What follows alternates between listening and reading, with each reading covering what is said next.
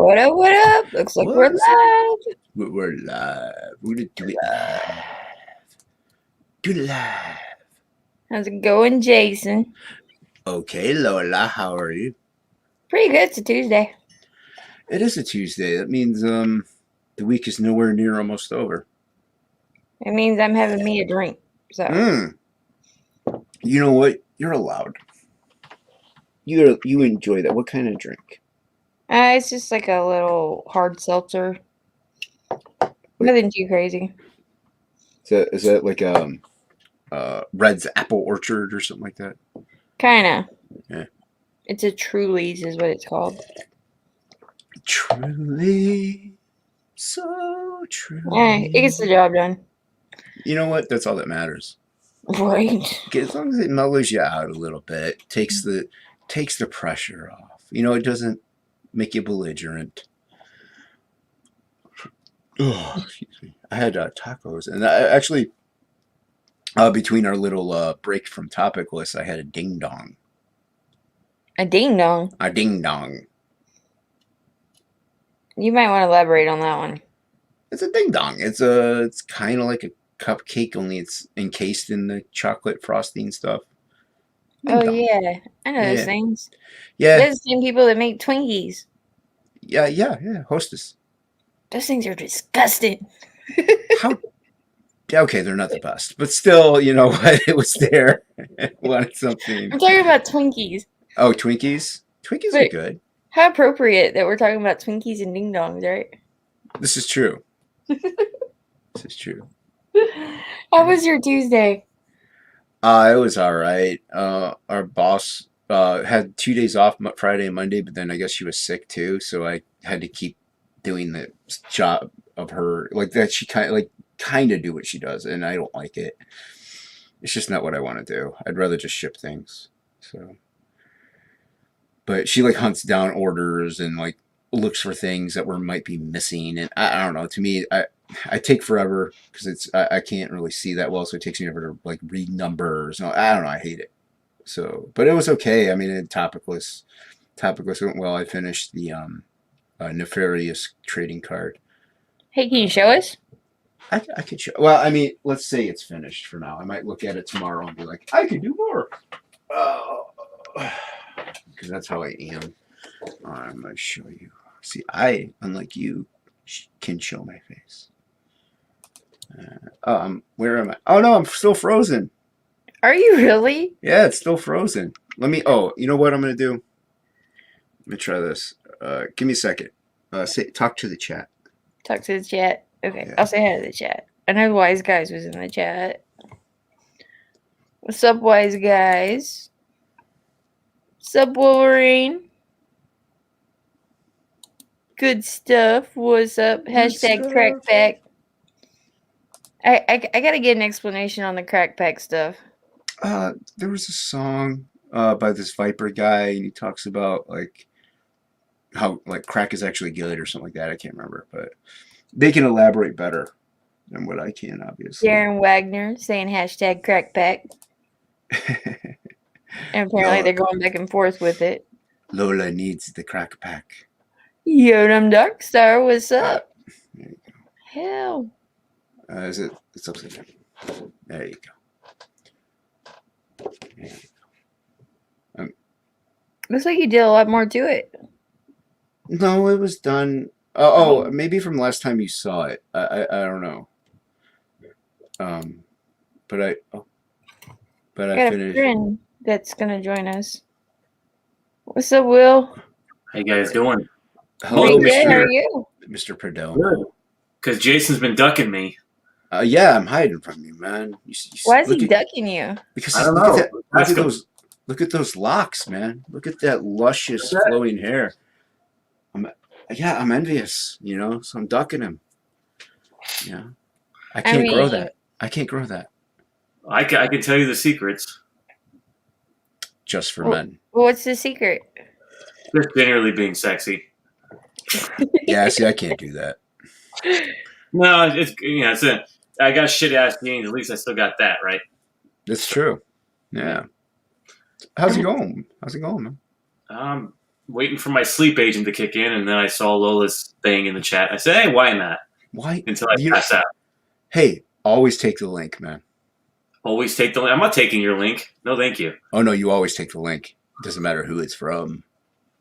Well, it kind of matters because I'm a little protective of my like I said, hygiene. So. Oh, I mean, you got to put on some gloves first. How rude of me. How are you, Lola? I'm good. I'm good. How are you? How was your Tuesday? Lots of work and got work done on the secret project that I can't talk about. So. Well, what can you talk about? that there's a secret project. Yeah, I think I've mentioned this. I'm like the Art Adams of the CG writing world. Like I've got all this stuff like written that I can't talk about. And it's like, what project are you working on? 1, 2, 3, and 4. I mean, you could kind of talk about Black Flag. You could be like, hey, Black Flag, it exists. You know what? Well, we haven't really gotten to talk before. So why don't you give me a little bit about your backstory with CG? Like what brought you into it? Frege. I've known Frege since I was. You know who Frege is, right? Yes, I know who Frege is. So I've known Frege since I was about 12. I met him when he was 21. We did a tour of the studio, and he made the mistake of giving me a probably not sincere invitation to call him whatever I wanted, and I ended up calling him every day for about 3 years. But you can only do that when you're a kid, right? No shame in your game, and then you get persistence pays off, right? Yeah, but when you get older, you develop things like manners. I can't bother this guy at work. But yeah, we became best friends. Like he was like a big brother of mine, and essentially I knew him consistently up until now. And it was a situation where a couple of years ago, like I think about 2 years ago, I had a pretty weird breakup, and I was kind of feeling contrite to people that I'd sort of neglected. And I remember one of the people I called was Dan, because I hadn't spoken to him in a while, and I was like, I'm very sorry for that, Dan. I'm sorry that we haven't talked in 6 months or so. And he went, and the first thing he said to me was, "Hey, do you want to write Black Flag with me?" This is like a year and a half before he even thought he was going to crowdfund it. This is when he thought he was going to go do it at Image, And I said, "All right." And he gave me his idea for the outline. We started working on it, and then, like I said, a year and a half goes by, and then the CG thing starts happening, and he gets kind of roped into it by Ethan, and that whole whirlwind. I don't know if you remember that, Jason, when that whole whirlwind thing happened, where he made that big to do, or people made a big to do about him. Yeah, people made a big.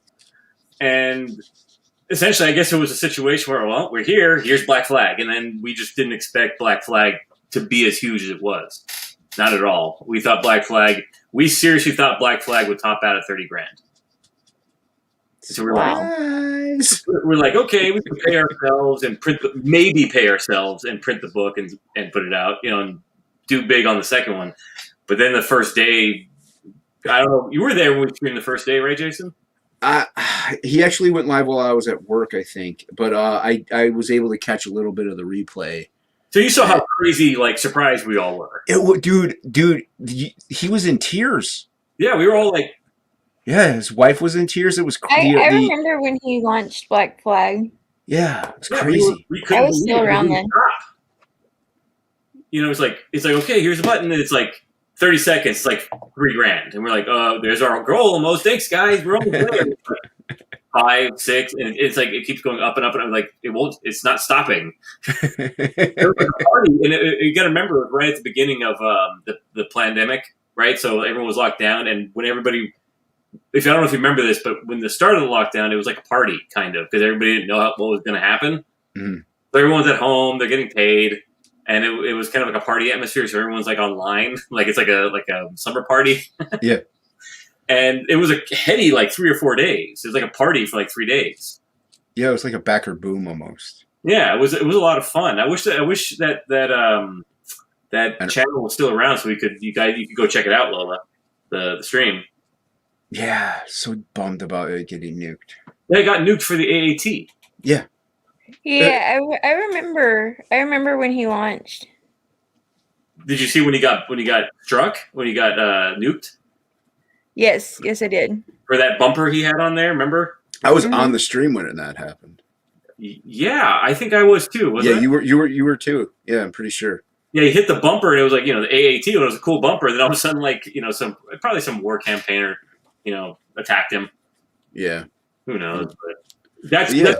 roughly, essentially, Dan decided he wanted me to be kind of his sidekick and do all the side stuff of getting the Incredible Comics IC, intellectual property in order while he did all the art stuff. So Gotcha. yeah, so it's just easier for me to do that because I'm naturally a writer. I'm a natural organizer in that way, and he doesn't have to sit there and write. He can just draw, and I can handle the other stuff for him. I'm kind of an assistant at the same time. Yeah, you just like put the pieces in the row, like you said. Kind of how he works is like a diagram type aspect to it, and you kind of got to make sense of it. Well, in terms of what, making the book? Yeah, in terms of making the book. The way we did this one is we have a process. We've talked about it on Writing Pros called Pearls and Strings. Yeah, I remember that. Where I'll take his. He has an outline. He had an outline for this Black Flag project, and he has like his major beats. And what I would do is go through that, and I would create an outline that's color coded. And we have our pearls, which are our big action moments, our big moments we want to have. And I would break those down into subcategories. So like this, like I would basically tell him like this has to be there visually. You can do whatever you want, just make sure that's there so I can like make sense of it in the writing when I put the words on top of it. And then there's strings, which are the sinews between those big scenes. So as long as that stuff is in there, I can make sense of it afterwards. Right. Essentially, that's what it is. That's how we've been working. With this other project, though, that I can't yet talk about until July, it's been much more the gentleman telling me what he wants. I go write it. I say, is this it? He goes, yep, more of that, less of that. So it's much more of me writing it. I'm almost done with the first draft of the first issue. Now, these other projects, can you tell us if they are Comicscape projects? Yes, they are. Okay. And this particular artist is a huge Comicsgate artist. I am. I know. I mean, you probably but don't say it if you guess it. Well, because now that we've met and we've talked, then I'll know which projects to go look for that you're on. Yeah, I mean, back. they're all going to be Incredible Comics stuff. It's just I can't. They're not out. We haven't spoken of them yet. Dan hasn't announced them yet. Gotcha. Yeah. So when Dan announces it, then I can talk about it. Yeah, you guys. Yeah, You're gonna come on here and talk about it, right? Yep. And I'll come here and talk about it, and I'll blab all the way through. It's fine. Nobody's watching, so just go ahead. Well, I mean, I've already shown you all the stuff he's revealed, like the Charlie Snogan stuff and the Matt Weldon pages. I've done all that. No, the other stuff. No. Don't get in trouble. We're not here to get anyone in trouble. We're not live yet. You're always doing this, Jason. You're like a Gestapo, man. You're going to start pulling fingernails? I do have a knife. But, I mean, this one, oh, that's a nice one. I think I have my dad's. I have my grandpa's, man. Still have my grandpa's. Yeah, this is my dad's, yeah. But look how much he sharpened that sucker, man. Oh, jeez. It's all the way down. Yeah, this is what I used to open up the Gemini mailers with and stuff. And I always cut towards me just so everybody gets freaked out. I'm noticing your collection behind you. What all you got back there? Everything. What are you looking at? The ones right behind you. This one? These colorful ones? Yeah. That's Akira. Over here is Judge Dredd. And then further over here, this is like the actual like graphic novels, like the what do you call it? Those ones that Marvel put out for Akira. And then like these are like weird EC Comics, weird fantasy stuff like that. Gotcha. So, and then over here is those Conan, like Dark Horse Conan collection. Then down there, that's Sin City, that's Sin City, and then here is the Hellboy, those library edition Hellboys. All right, Will, you just leveled up in my book. And then down here are the artist editions. Will Plagle says that he hasn't announced it. I haven't announced it yet. Yeah, so stop spilling the boob beans. What do you mean boob beans? I haven't said anything about boob. Oh, there you go. Dan, why are you in the chat? Like, Yeah, what what's are you coming in doing here? He's at work. Oh, I forget that people work at like Yeah, midnight. and people work in the morning, and you keep them on until 6 in the morning. hopefully. I don't keep anyone on at 6 in the morning. Dan decided to go live on his own. I meant me. What I'm are you such a doing? lightweight that I'm waiting for my aspirin to kick in so I can fall asleep. Your aspirin? Yeah, because aspirin's a sleep aid, actually. Is it really? Mm-hmm. If you take it before bed, you'll put. I mean, granted, you're not a pill popper, you know. Well, like what kind of aspirin? What brand? Just the Equate aspirins. Ah. Probably the store brand. So Yeah, they work. What's up, Woogie? Hey, Wookie. Yeah. No, yeah, I know. Go ahead. Sorry. I would have never thought aspirin as a sleep aid. No, it is. It is. I mean, I drink too much alcohol to take aspirin, so. Yeah, well, it opens up your veins, you know. Yeah. Lowers your blood pressure. Yep. And so it puts you in a nice little loosey-goosey mood where you can pass out. Mm-hmm. But again, I don't take a lot of pills, so it's not like I'm, inured to it, you know? Right. Well, like how many milligrams? Like 81 or something? Like a baby aspirin? No, it's 325 milligrams. Oh, well, that's still not that bad. So I'm in a lot of pain at the moment, so. Or just Skip in the chat. Hey, Skip, what's up, man? How you doing, Skip? And a Frog G. Frog G's in every chat. He is simultaneously all over YouTube and all over everywhere. I want to point out he's got a good point. No one likes spilled boob beans. I think I've related to you, Lola, that my significant other, being a big fan of women, is constantly admiring whether or not your avatar is representative of you. Of course. Very much so. Like she's always admiring more than I am. So she's a big fan. Well, that's because, like, okay, so people think that women don't, like, that we as women don't look at other women, right? Oh, she does. And that's the truth. Like, we, like, grown women, right, can look at other women and be like, you know what? She's beautiful. She's got a good rack. She's got a good ass. That doesn't mean I want to take her home and fuck her. No. It should. It just means I can appreciate a beautiful woman. Yeah. She's always wanting me to take her to the strip club, so. Yeah. I'm not a big fan, but she is. Lola appreciates them 37% of the time. Wait, did you say you're not a fan of the strip clubs? I went through my phase in my 20s already, and I'm over it. It's I don't know. They're just like there. I don't get it. Like I said, once you dated a few, it gets a little old. Yeah. I've dated one. Yeah, so. I bet you've got some stories then, huh?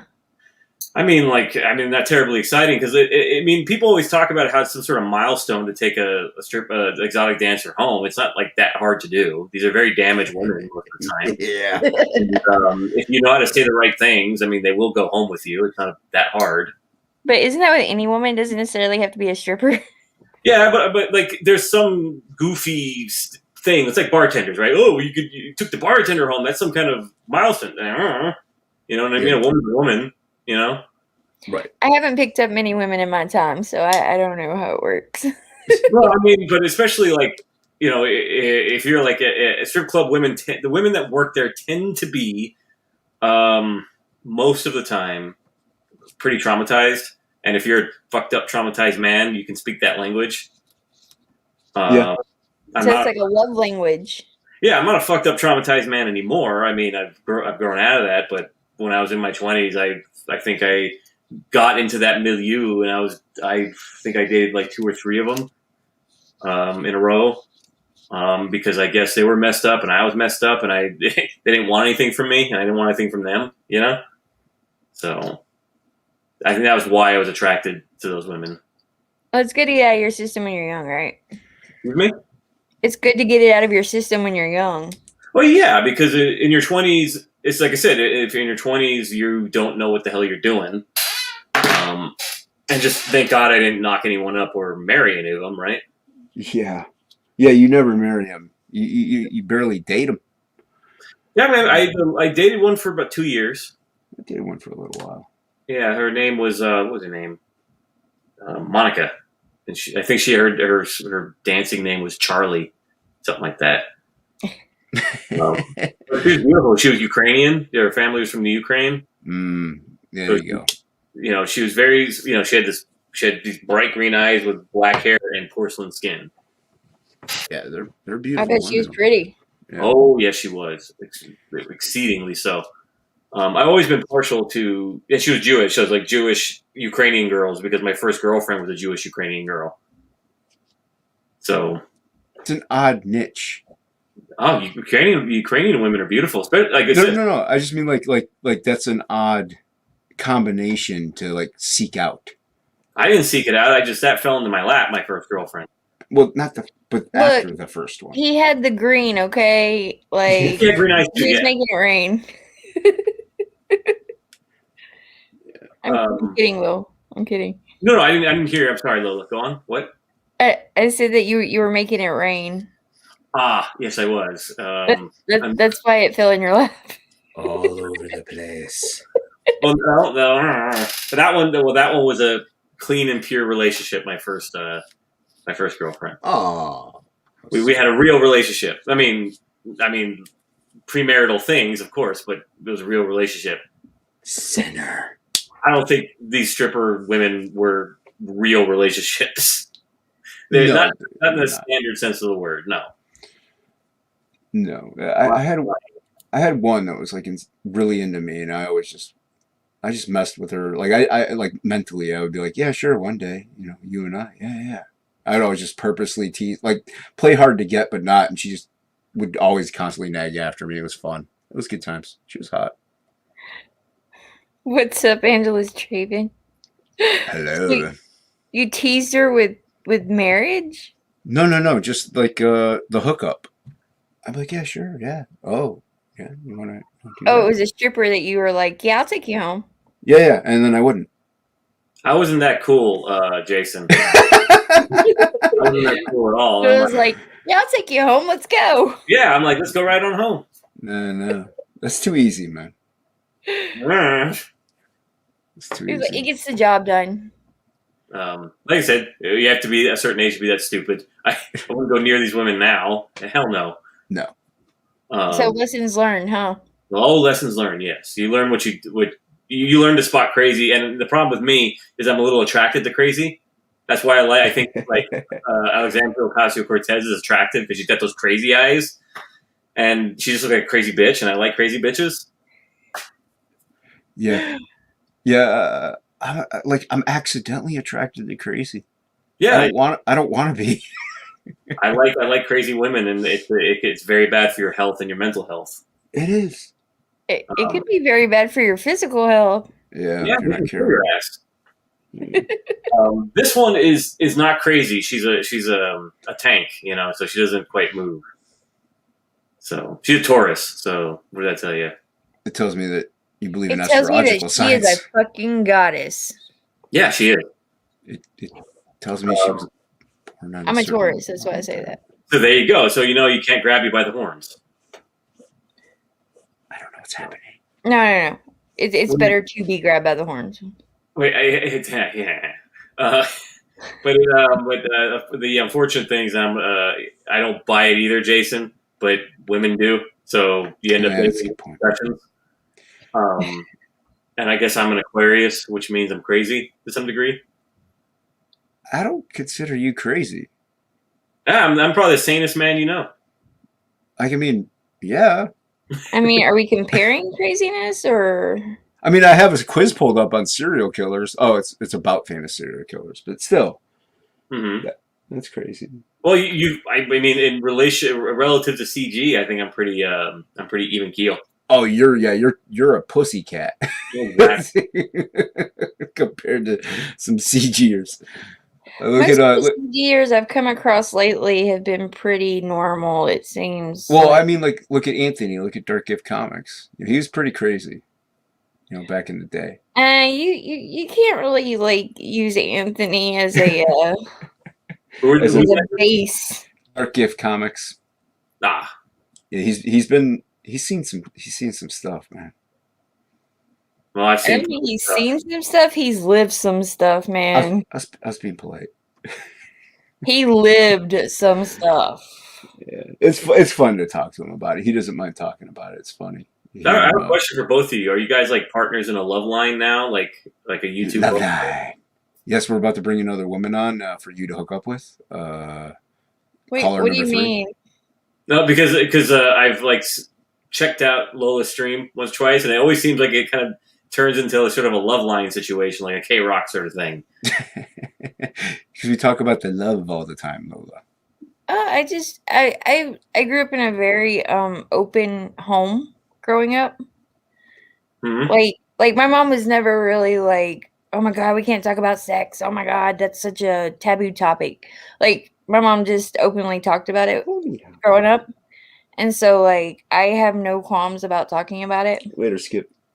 And like my husband's been with me for 16 years, so he knows. He's like, that's just Lola being Lola. Well, that's fine. Like I said, I'm with a woman who's very open about it as well. So And you know me, I'll talk mean, about anything, so I don't care. like the thing is, okay, as far as like females, we are probably just as degenerate as you men. yes. We're just better at hiding it from you men. Mm-hmm. Well, what did Eddie Murphy say? Right? He's like, don't worry. There's women are just as gross as men.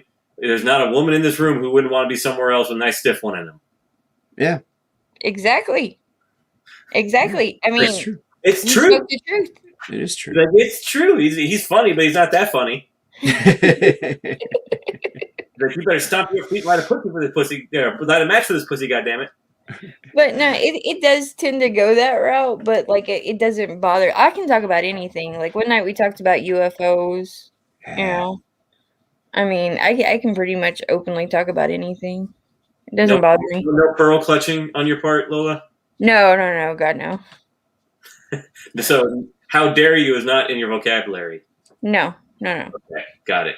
It's in mine. I always say it. I like I like metal music and tattoos and piercings. Like I've been in that scene for a while, and I like comics. I like You like commies? What? comics. Oh, Comics. okay. Comics, Well, mangas, she likes anime. commie. She likes commie Mark. That's a commie. I wouldn't go. What? Okay, sorry. What were you saying, Lola? Do what? You were responding to that? What? I said I wouldn't go that far. He said I like Tommy Mark. Oh, is what he does shtick, or is he an actual communist? It's a shtick. It's a shtick, yeah. That's why like everybody just jokes about it. I'm never quite sure because he's got that like soft-spoken kind of gamma attitude, and I'm never quite sure like because I'm not one for shtick. Just talk to me straight, So I know we do it in CG, but I really despise that shit. I'm sorry, no offense to Connie Mark. I just think that shit is dumb. Just not great. Like his first project was really awesome. He did what was it, like Kim Jong Un or Kim something Jong-un, like yeah, that. Yeah, great. Like, he did like a parody comic type thing, and like you could pay for the comic and pay for him to burn it. I mean, I think fine. I'm just talking about the costume and crap like that. Yeah. I mean, not just I think it was just a way to get attention. You know what I mean? It was to get people's attention. Even Frege when he was doing the bunny suit, I was like, "Come on, Frege, get that thing off." But he wouldn't do it. But it's great because people like that kind of stuff and they come to see what you're gonna do, right? Like right now, my thing is if which is a big fucking if I ever hit 1,000 subs, I'm gonna wear a furry suit and stream. For one stream, not. Oh, are you gonna do a face reveal? No, she's gonna be in a furry suit. Yeah, in a furry suit. Yeah, she'll be in a furry suit. Well, then Jason's gonna have to work very hard nightly to get you to 1,000 subs. Dude, I've been trying. I've been pitching it on my channel. I've been spreading the word. I bet you've been pitching it. Look, Pitching between it me and you, Will, like since nobody's here watching us, between me and you, I'm never gonna hit 1,000 subs, so I'm never gonna have to wear a furry suit. You'll hit 1,000 subs. I'm I'll go safe. play a Russian troll farm and get you up there, and then take them away as soon as you face reveal. There you go. Oh, no bots, no bots. No Russian troll farm. Bots don't count. If I get 1,000 bots, then yeah, I'm not doing it. Well, by the way, I didn't, is your Twitter the CG? You're CG Snowballer, right? Yes. Okay, I was like, who the hell is that? Like, all right. It was. Yeah, I'm all over the place. She was in disguise until Luke, Death Metal Hero, blew her cover. Just Death Metal Hero. Were you watching Jason that night? We were on your show when we did the cute meth goblin. Like we changed up the meth goblin to be something cute. No. Like I think we were with you. It was Billy where he drew that meth goblin. Oh, that was Boob Dan's channel. Okay, so you weren't on. I was there. Yeah, I saw it, but you were asking me to draw it, but I'm like, yeah, man, no, I'm gonna take time. I mean, I like the one that Billy did. Like it made it a whole new wholesome thing. Yeah, you ever see the animated movie The Black Cauldron? No. Well, it reminded me a little bit of that, just with the style. Like it was kind of cartoony, but in a really cool, like awesome way. I'm still trying to get Rob to doodle me one, but you know how Rob is. Rob Willis. Yeah, I want to see what he would do for a meth goblin. I don't see why he wouldn't sketch one up. I mean, it doesn't have to be like a 6-hour drawing. Because it's going to turn into a 6-hour drawing. Probably, but Rob Willis is like really talented. Yeah, he's really good. Yeah, and he's getting better by the day too. Yeah, he's trying to do different things with his styles and stuff. It's cool. And also just a great dude in general. Yeah, he's a nice guy. He acts all reserved on the internet, but when you get him you get him on the phone, the dude is like, he'll go off. Like that dude will talk your ear off for like 3 hours. Yeah, I try to get him on the topic list every now and then, but it's hard to get him on the channels. He's always busy. You get him like on his way to the gym when he's had his pre-workout and he's like really hopped up. then he's like going off about like Biden or something in your ear. Oh, jeez, I can't do politics, man. Oh man, he will. Seriously, I wish we could get him on when he's like in that mode because he won't shut up. Like when you see him online, he's like, "What's up, guys? How you doing?" And he's all like calm and collected and like very measured. He's usually drawing, so he's usually calm. That's not the Rob I know. It's the only Rob I know. I want to see the hopped up, like methed out version. The methed out version. The pre-workout. Yeah, I've always seen him on, hanging out and like drawing or something like that, which, was mainly what I kind of want anyway. I want to hang out with people, draw, and talk. See, like, it's sort of like Frege, right? I know a different side of Frege. It's like the boss Frege, yeah. Yeah. Yeah, I don't want to know that.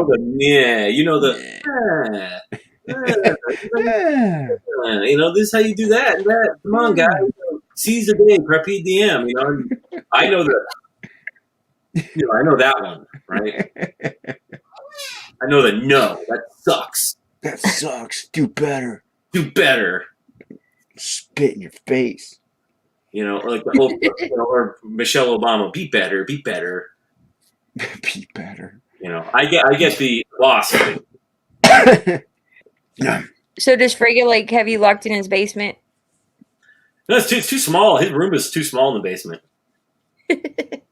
I mean, his space is tiny. Like I've been to probably every studio he's ever had, but this one's he can only turn around and a circle in the middle.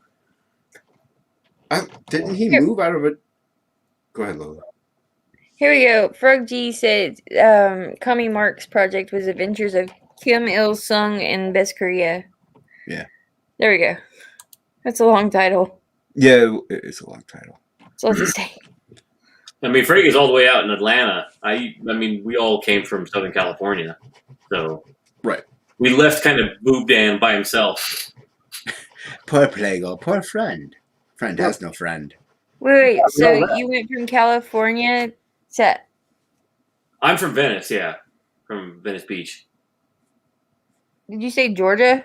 No, that's where Dan moved to. Dan lived in Orange County, which is like about 45 minutes from where I grew up. Are you still in California? No, I had to. I joined many of the refugees. Plagal is so. Yeah, I know. please. I feel so bad for Plagal. Yeah, all his I homies feel left. bad for anyone that lives in California. Yaki left, Frega left, I left. You know. Friend is all alone. Mm-hmm. But what was your reason for leaving? Was it because of the economy and everything that was going on out there, or? It was a situation where I had been taking care of my family, my mother, sisters, for since my dad kind of ran off and sort of hamstrung us financially, like in the most stereotypical situation where he had like another life back home in South America, and kind of like ran us into the ground and saddled me with all the debt. So I pretty much took over, the mortgages and things like that. And I was just working like an animal. And it was one of those situations where I could keep us going as long as nothing happened. So if I broke my leg or there was some major destruction to the house, like the roof was caving in, we were screwed. So it was kind of like World War One, where you keep attacking each other's trenches, but you can't get any headway because you get mowed down, in attack and counterattack. So the only way to break the deadlock was to basically cash out. Right. So I sold the house, cleared all the debt, and bought another house. I bought a house free and clear in the Pacific Northwest. There you go. So are you originally South American then? I was born here, but my father's from Uruguay and my mom's from Argentina. Oh, okay. Have you met Carla? Carla Tornielli? White Cat Comics. She did the Death comic. She's doing Grim Reaper and yeah, Witch Hunter? No, is she in Argentina or? No, she's from Uruguay. Well, then she probably knows everybody because Uruguay is like nothing. Yeah. I mean, she lives here in the States now, but she's originally from Uruguay. So you could see her drinking her mate every time she's on stream. No. She actually just had a baby, so. But But hers? huh? Are those the person we're talking about? Yeah. It's kind of shiny in the thing, but yeah, these are hers. Yeah, she's good. She's good people. Yeah, she's a good person. She's a good artist. Yeah, she's a really good artist. Uruguayans are basically Europeans, and Argentinians are like essentially known throughout the Latin America as being European snobs because they like sort of shun everything indigenous and like we're not indigenous people. We're Europeans. We just happen to be that. Of course, my mother's not that way, but that's sort of the national stereotype of Argentina. So they kind of like, have their nose up. And if you want to see probably some of the hottest women in South America, Argentina, it's basically tanned white women with green eyes, with, giant boobs who are speaking an Italian sounding Spanish. Really? I thought it would be Brazil. That's what I was thinking too. Look it up. Look up hot Argentinian women. You'll see the type I'm talking about. They all look like Italians, like really big-breasted Italian girls. I ain't mad about that. Yeah, I mean, we're not gonna argue with you. We're just gonna let you keep describing them. I mean, I'm no joke. It's sort of like Venezuela, where like every other woman is like a 7. There's one of those situations. Honestly, if you go down to Argentina, it kind of looks just like Europe. I mean, there's sections of it look like you're in Vienna or something. Huh. And that's why I think the Nazis went there, because it looks like Germany. That's weird. If you go to like a home feeling. Yeah, it looks like Germany, and it's the population in terms of blood is German and Italian and Spanish. So it's basically European. And there's even colonies of Germans there. I always learn something on these streams. What have you learned? Well, I learned that Argentina is A Germany. Nazi haven.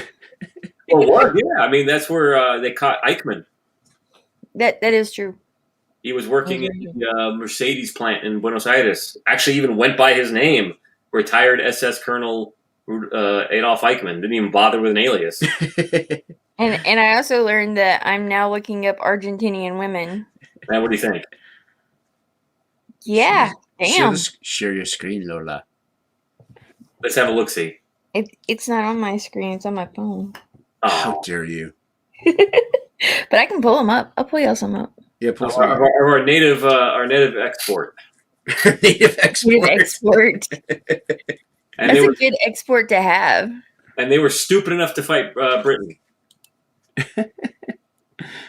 Hey, export them up But if you here. go to like Buenos Aires, it looks like, in terms of architecture, it looks like the Netherlands.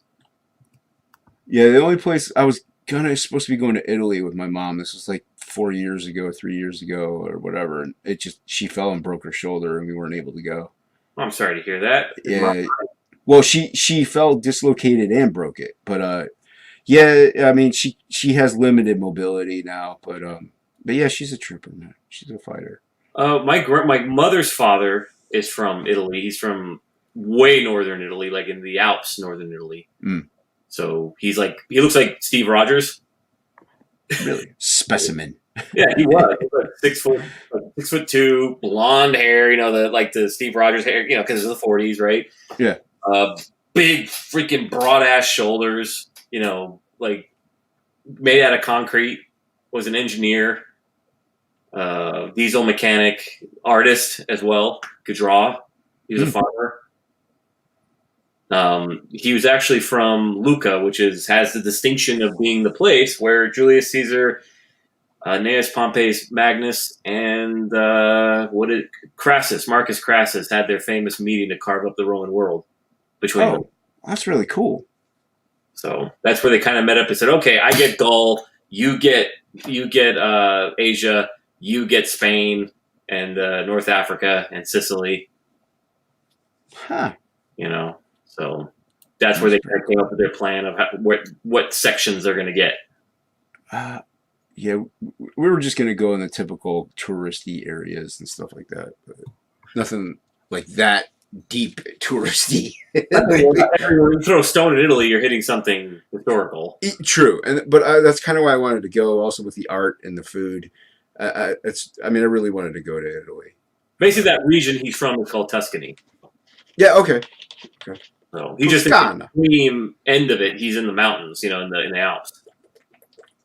Oh yeah. So Gotcha. it would have been known in Roman times as the Julian Alps. Yeah, I mean, maybe we'll still get to go one day. There's always hope. Well, Lola, you got those pictures or what? I know he's bored of talking to me. Come on. Well, I can't show any of them. Are they pretty lewd? They're very lewd. What? Oh my god! How? Okay, what did you? What word did you use to look it up? Let me see. Sexy Argentinian women. On Google? Maybe. No, it's got Yahoo up for some reason.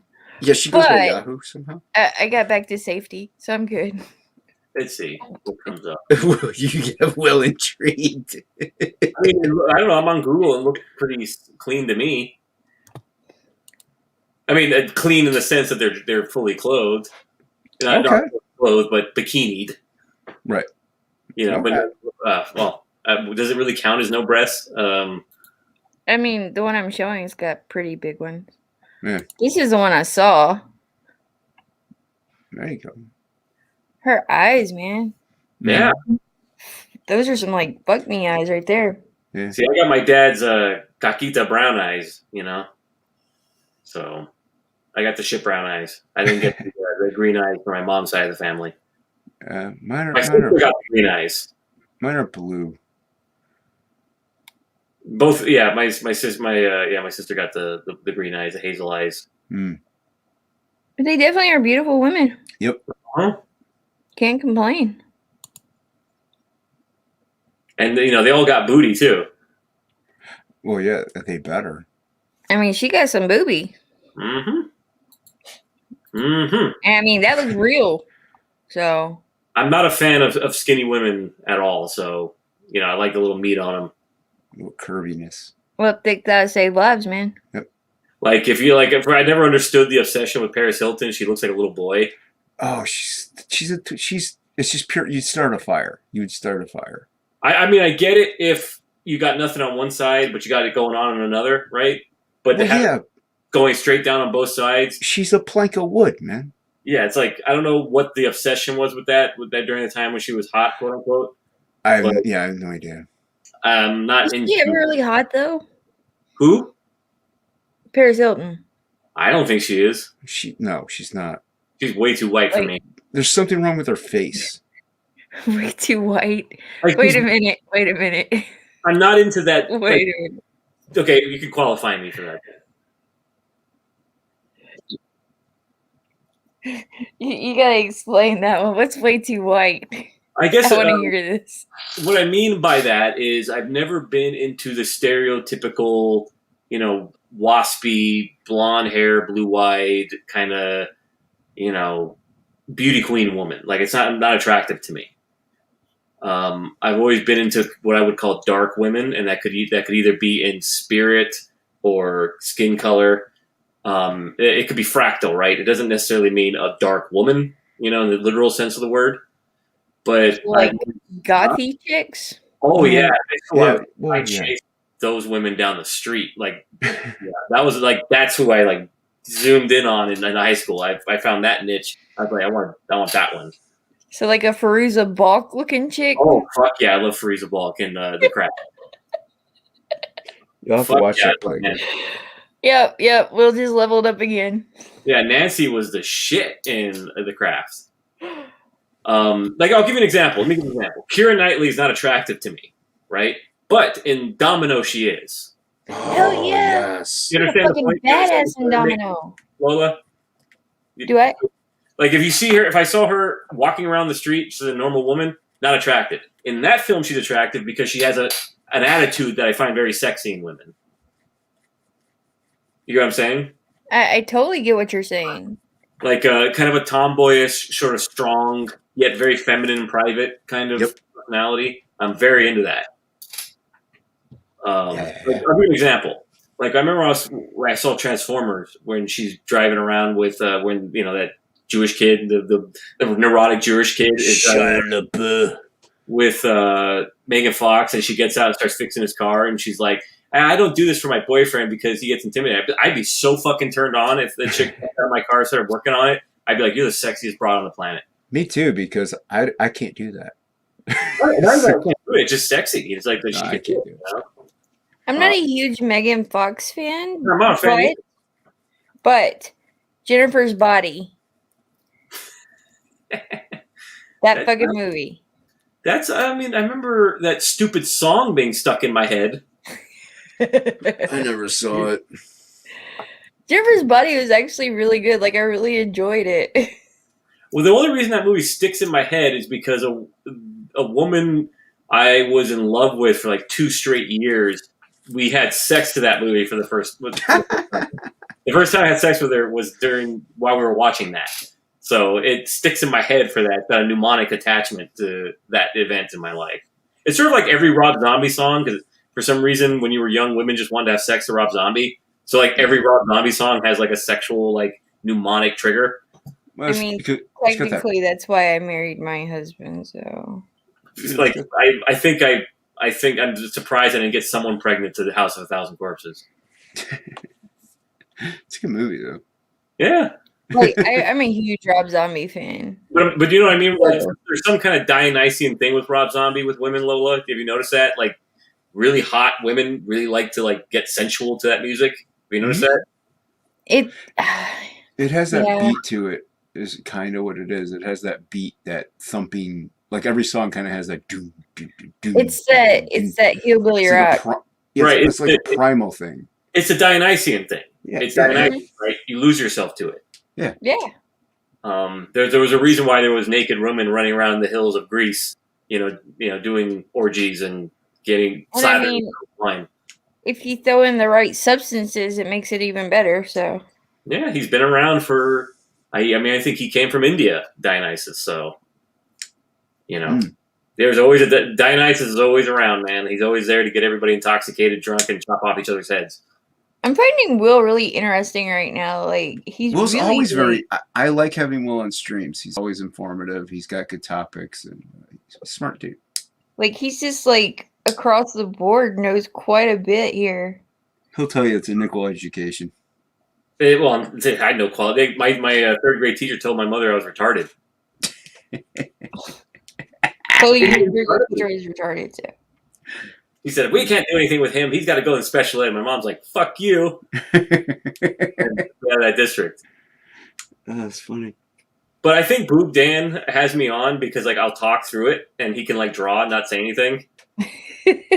Yeah, he likes somebody else to watch the chat. So, like I'll sit there and just blab with Billy all the way through it, and he's like, "Oh, cool! I get like they'll run cover for me." Yeah, yeah, Plagle does like that. He hates sharing the screen though. That was a nice compliment. Thank you, Lola. Appreciate it. Yeah, like I enjoy conversation. Like as long as I can have like an in-depth conversation and like it doesn't become like a war of well, I know more than you and you know more, you know what I mean? That back and forth that people sometimes get. Well, also, like, I enjoy the connection in the conversation. Right, and that's funny you said connection because I was having this discussion with my girlfriend the other day, and I think that is a demonstration of somebody who is not present in the moment. They're just sort of talking to themselves, and I think when you're having a real conversation with somebody, when you're looking at them, you're there with another person, you're with another being. So there's something happening. There's a chemistry going on. So that's what makes conversation interesting, not necessarily just blabbing at a person. Might as well just talk to yourself. And I do. Yeah. But do you answer yourself? That's the question. I do, because I want to see if I can argue a point to myself. And do you win? No, it's more so like I'll pose myself a question and see if I can answer it. I'm very much into philosophy. I'm very much into Christianity, because I am a Christian. So I'm always asking myself questions, like whether it be theological questions or philosophical ones, and can I answer it? And then I'll ask myself arguments. Can I refute them? Right? And usually I do this in the car just to kind of keep my brain moving. And I used to do it in university, right? Like, so for example, when I was studying for a test, the best way to study for a test is to recite all the material to yourself and like talk about it to yourself. Then you got it. Right. Like you're teaching it back to yourself. Does that make sense? Right. What'd you study? Right, because if you can do that, that means you can write it out in a test question, right? And articulate, as opposed to going, "Oh no, I don't know," because every question you're asked is a synthesis question. It's not simply, pick one, right? It's like, tell me what your thoughts are on this, So that's how I study. That's how my brain works.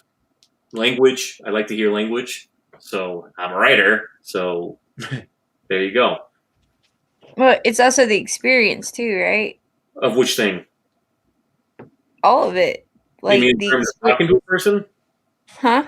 In terms of conversation with another person or with myself? Both. I mean, you're getting an experience from both of those, right? No, yeah. I mean, you'd be surprised what kind of revelations you come up with, like walking your dog and you're just thinking and talking to yourself about something. And I mean, that's something that could play into your writing as well, right? Well, I do that my grind during the day is like I get up, I do my lifting, I go have my breakfast. Sometimes I'll go on a stream if there's one, and then I'll go take the dog for a long 2 or 3 mile walk, and I'm kind of reciting what I want to write for the day. And usually because you're walking and your brain is your blood is pumping, you're getting oxygen to your brain, and there's fresh air hitting your face, so there's a lot of stimulation for a breakthrough, on something. And so it's not so intimidating when you get home and you have to start writing that you've already kind of recited it, One way to do it. I mean, different type of writing process. Yeah, I mean, sometimes you just got to go for a run or something, right? To break a deadlock. Well, I went to school for psychology and English. Oh, so, like, do it. No, I didn't hear the first part. You went to school for these things? Is that what you said? Yeah, I went to college Okay, for I didn't hear school. psychology and English, Okay, and so I would.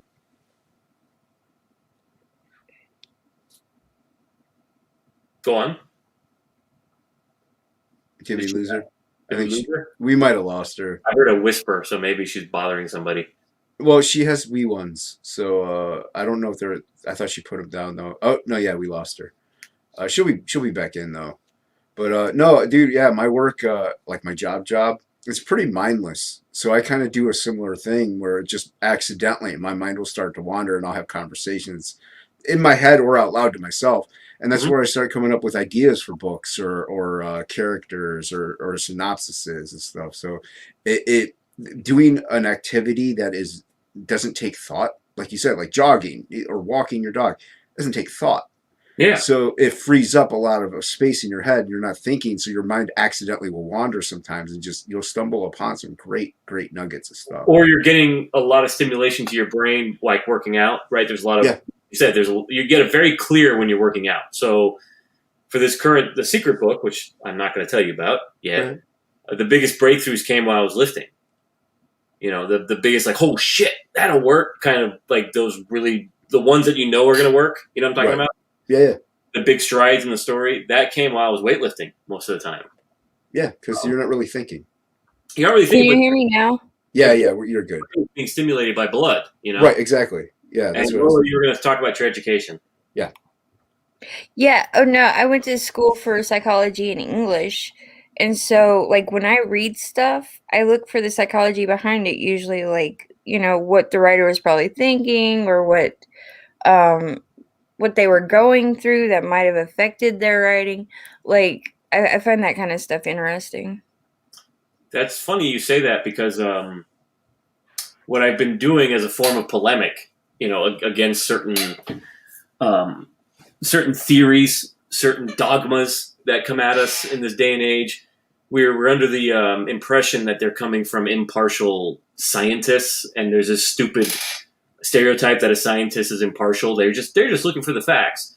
When if you go into their personal lives, like Freud's personal life or Darwin's personal life, or any of these guys who have given us some of the more destructive um, ideologies of our and theories of our time, you find some pretty fucked up people. And a lot of the time, it's Oh projection, yeah, definitely. right? Like Freud is all projection. Like the Oedipus complex is Freud essentially driving himself into a neurotic frenzy because he wants to fuck his sister-in-law really badly, and he feels guilty about it. That's probably true. Yeah, so he comes up with the Oedipus complex to say, well, I don't just want to fuck my mother, you do too. Mm-hmm.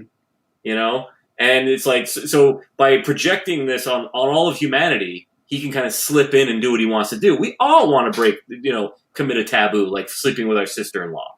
You know what I mean? It's natural. And a lot of the time people will say, well, that's a fallacy. That's an ad hominem. No, because I'm sorry, these people are the ones who are coming up with the theory, and they're saying that it's truth. And how am I going to refute the truth if I don't go at the man a little bit, right?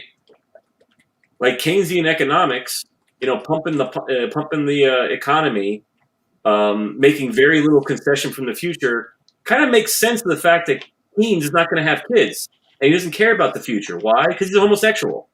That kind of is a big deal, right? Not because he's necessarily homosexual, but because you're not going to have kids. You're not gonna have kids. Right. So if you're talking about a form of economics where you are literally robbing from the future to pay for the present, it makes a lot of sense that you're being informed by your sexuality. You know what I'm Right. saying? So this is what I mean about the psychology behind a lot of these things. Like or the French Revolution, the Marquis de Sade, right? How do we win this? Well, we gotta unleash passions. How do we do that? We show naked ladies in theaters, get people all hopped up, keep the revolution going through sexual activity. Marquis de Sade was a very interesting character. I don't know if you ever read. Is it? It's not 120 Days of Sodom. It's the other one. It's not Lolita. That's Nabokov, but it's Justine. That's the one. That's his famous book where he talks about this, pretty much the nastiest things you can think of with this woman. Just go look up Justine. You'll see what I mean. Like he was the inventor of BDSM and well, sadomasochism, the Marquis de Sade, right? so like yeah, he was pretty fucking depraved. He was yelling out through the Bastille windows, getting them all hopped up, to rip people apart. So, and if I remember right, he ran with Countess Bathory. Did he? I don't. Yeah. They had like a whole little like secret little underground club they were a part of. It's really interesting. How did he come in contact with a Hungarian duchess? Travel, maybe? I mean, I never read him. I mean, maybe you're right. I mean, most of the biography. There's a theory that they kind of worked together. Like he picked up the virgins for her and. I mean, I could be wrong because I've never read anything other than his biography as it's connected to the French Revolution. So, could be. I mean, I don't know. Somebody tell me in the chat. Yeah, I find that kind of stuff interesting. I actually took a class on John Milton. Really? Yeah. Paradise Lost? Yeah, Paradise Lost and Paradise Found. And actually what was going on during his life during the time was the like the Enlightenment. Yeah. And the Revolution. Yeah, that book is essentially the importation of the French Revolution into British literature. And so, well, like what? So, like he incorporated it into the story of creation, and so like it's just really interesting to see how he managed to do that. Yeah, I mean that book is essentially about that. It's around that time when they were starting to disseminate that stuff and trying to start a revolution of a similar kind in Britain, and that's why Satan's the hero in Paradise Lost. Yes. It took me a while to read Paradise Lost. It took me a minute to get the meter down in my ears. But once you get the meter, like the way it goes, right, the diameter pentameter, then you can read it easily. You know what I'm talking about, Lola? When you start to read it, it kind of yes. Once you've got the rhythm, then it reads. I mean, it's a thick read for sure, but yeah, once you get it down, it's like okay, I can dig this. I love I enjoyed Paradise Lost. Paradise Found, I was a little more but in the beginning when they first get there, and then Satan, they're all like laying around like leaves. I think they described them as like fallen leaves, and everyone's like all sad because they got kicked out of heaven. And then Satan gets up, and he's like the size of a continent, and he's like, "Let's do this." And he starts shrinking and shrinking and shrinking and shrinking down to like a little dwarf, so he can fit in the pandemonium. And it kind of shows you how evil is small, right? It starts to get. It has to shrink. It's he's this titan, and he gets down to this little dwarf, and then he takes on those various forms, like a frog and a snake. Remember, he's a frog at one point where he's on the shoulder of Eve, and then Gabriel shows up and says, "Look out for that guy." Yes. There's like a whole section of Gabriel's monologue where he comes to them and he lets them know that Satan's in the garden and that he's coming for them. Yep. And during that he also talks about the war in heaven. Mm-hmm. I think and why Satan was dispelled from heaven and in the garden. Yeah, and you have that great scene in there, the battle scene where like the bad angels dig up like artillery guns. Remember that? Yes. They pull out like. They reach into the earth and they pull out, what looks like barrels and start shooting at each other, and they can't hurt each other. Now, do you know any of Dory's work? Actually. Dory's art? Yes. There we go. Yes. I love the art that he puts to it. Like, it's just, yes, absolutely magnificent. Do I get an upgrade now in your book, Lola? Yes. Like Will is just like leveling up all over the place tonight. Hellboy. He's got Dory's Paradise Lost. He knows what the fuck I'm talking about. Yes. And I even I know have about it. the limited edition Simon Beasley Paradise Lost. Oh, where's Phil? So You gotta You say said- it like 2 more You said times. Beasley. Beasley. Oh, don't do. Is he going to That's appear like behind me? Beetlejuice. No, he's gonna. Like the He'll pop up. Candyman, is he going to appear behind me? No, he'll pop up in the stream. He'll just all of a sudden appear. He'll be like this, and he'll be having his hat forward, and his cool look that he does with his like top hair. Did someone say Beasley? Did somebody say me? Did somebody say me? You know, Beasley has a cover on Lost Pages. Just didn't know if you knew that. I just want to let you know that Beasley worked on my book. Beasley. Yeah, Beasley. I just wanted to Oh my know god, Beasley. like this conversation has been so enticing that I forgot I had a chat. Everyone's just talking trash. No. I don't know much about these topics, so I was letting y'all roll. So, I mean, I'm glad I could entertain. I'm just, like I said, I'm waiting to pass out from this. But what was the other one? And then the other one, well, were we also forgetting another famous import from the French Revolution, with Frankenstein. Ah, yes. I mean, the French Revolution basically gave birth to the genre of horror. Gothic horror literature. Horror in general didn't exist before that. You know? Well, I mean, I could see why a lot of bad shit happened.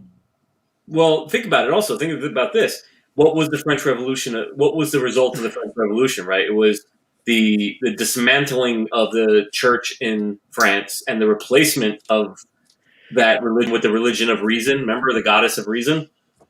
Yes. They turned Notre Dame into that. And so what ended up happening was a situation where you have a bunch of revolutionaries who now don't know how to talk about morality anymore. They still feel guilty even though they've gotten rid of the church, right?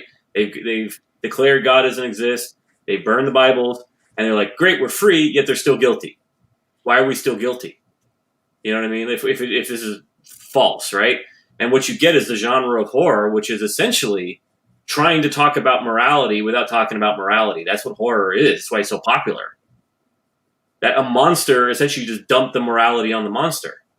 And the monster always keeps coming back. No matter what you do, the monster of guilt always comes back. You know, and that's what Frankenstein is about. Essentially, the monster of guilt. It's Mary Wollstonecraft Shelley, whose mother was the first feminist, who went to the French Revolution and slipped on blood once, and got knocked up by a American adventurer who left her. And during the free love of the French Revolution, she goes back to England, marries William Godwin, who was like the quintessential transmitter of the French Revolution into England. He was trying to bring that over. And I think, what did he call it? He called marriage the most odious of all institutions, something like that. But he was married to Mary Shelley's mother, and ends up attracting, what's his name? Percy Shelley, right? The poet. He's a huge fan. It's like Misery. He's a huge fan of William Godwin. Shows up and says, I love your stuff, man. I want to be a revolutionary. Oh, your daughter's pretty hot. Can I run away with her? And because of his bullshit ideology about free love, he can't stop him, right? What is he going to say? Don't do that? He's been advocating it. You know what I mean? Like, what's he going to say? Don't run off with my daughter and have a affair because you're already married? No, he can't say shit. It's one of those situations where he gets bit in the ass by his own BS, man. And what do? They run off with Claire, her sister, to Geneva to go try to get Lord Byron into a four-way so he can seduce him. Good times. That's how you read a book. That's the whole point, right? He was trying to do an Illuminati thing with Lord Byron and try to get him into a sexually compromising position with the two sisters, his wife and her sister. However, this is where the monster comes in, right? Shelley was already married, and so she committed suicide when he dumped her because he cheated on her with Mary Wollstonecraft, right? So now she had this guilt in her head that I caused the suicide of this woman by stealing her husband or running away with her husband. So what does she do? instead of because she wasn't raised with morality, right? Because her parents were hippies, she writes Frankenstein to relieve herself of her guilt. Frankenstein is the monster, right? It's the guilt. It's the you. What did you say? You sported with life. Remember? Mm. And Frankenstein is Shelley, buddy. Yeah. That is Frankenstein. That's Dr. Frankenstein. That whole book is basically a confessional. Yeah, but it's a good book. Yeah, and it's the birth of horror, essentially. How do we talk about morality anymore? We can't. So we have to make up monsters. I mean, that completely makes sense. It's what? It makes sense. The psychology behind that would make sense because that guilt and that fear of being that person, of that caused the suicide, right? Mm-hmm. Like the guilt and the fear, and it all plays into that. And then she put it all out on paper, right? And like you said, she came up with Frankenstein. Yeah, and the guy, like I said, Dr. Frankenstein is pretty much her husband, Shelley. I mean, if she'd had, a good therapist or something, we might not have had Frankenstein. Well, even then, it's still. I mean, because therapy is not at all is psychoanalysis that we know it is not a science, but it's a replacement for the confessional, right? So the problem I've always had with psychology is it doesn't get to the root of anything. You know what I mean? Because you can't confess. You can't be forgiven in psychology. They just tell you what's wrong. No, but you can get some really good drugs. That's all I'm going to say.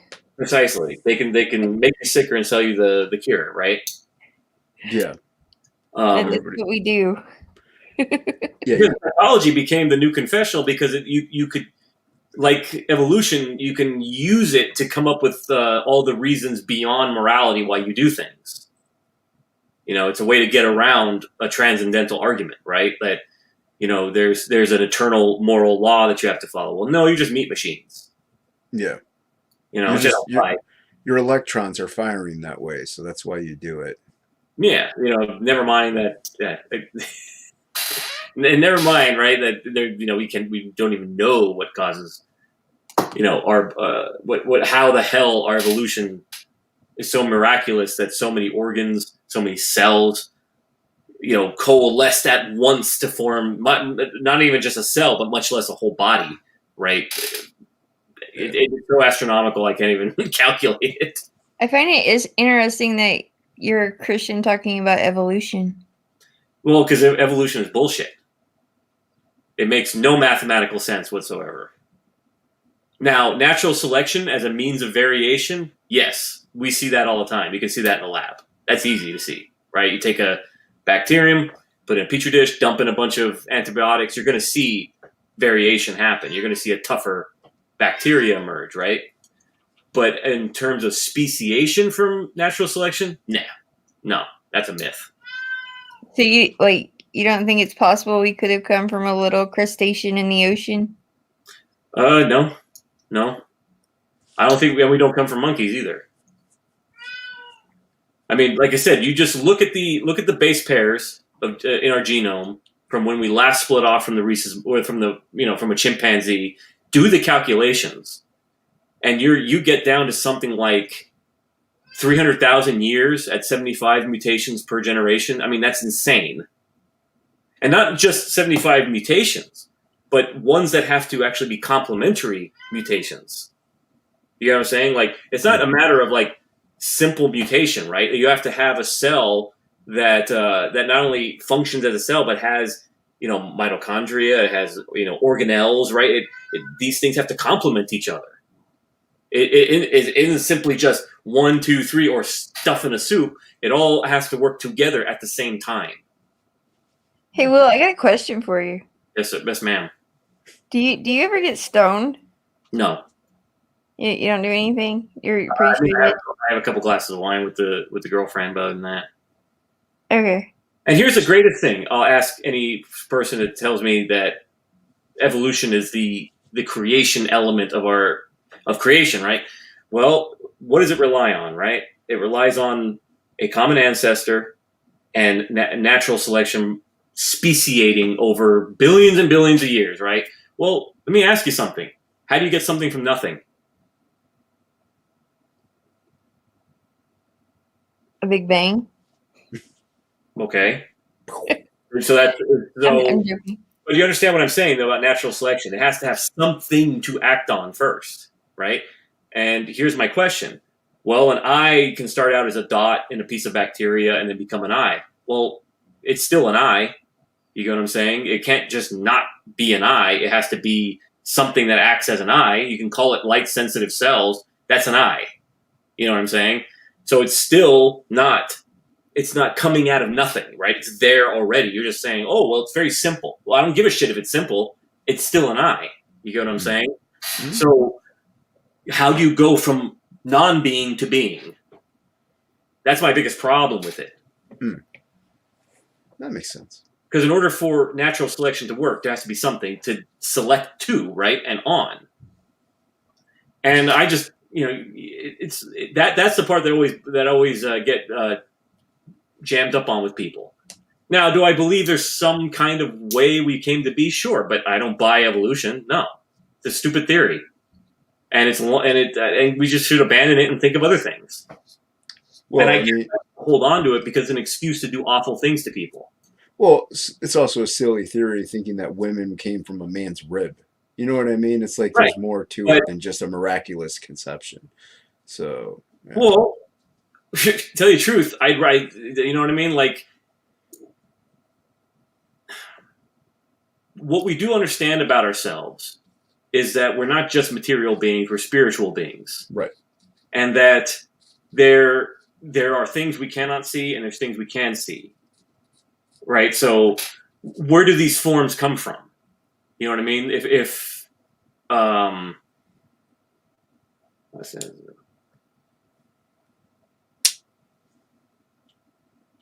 just reading Son of the Colonel's comment about the singularity at the beginning of time. Yeah, I mean, the universe could have had a beginning, could not. I'm thinking it might be even irrelevant if it had a beginning or not. You know. I always ask the question of what sustains us in being right now. That's always my question. Because obviously it's not just a succession of things from the beginning of time. It's, a top-down sustaining of life and being. There's not just simply my mom and dad fucked and gave birth to me and I'm fine, right? No, it's like there's oxygen, there's gravity, there's your organs acting in concert with your muscles and your nervous system. There's all these things sustaining you that are contingent on one another in every second of your being that have to work together for you to live. You're not simply just one thing. Right.